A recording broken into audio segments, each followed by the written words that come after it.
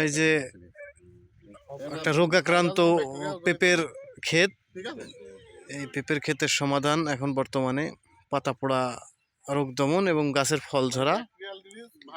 এই রোগের প্রধান ট্রিটমেন্ট হচ্ছে আপনার এইম বাদল, এগ্রিকালচারাল ইনপুট মার্কেটিং কোম্পানির এইম বাদল নামে একটা কীটনাশক আছে, ছত্রাকনাশক। এটা স্প্রে করা যাবে।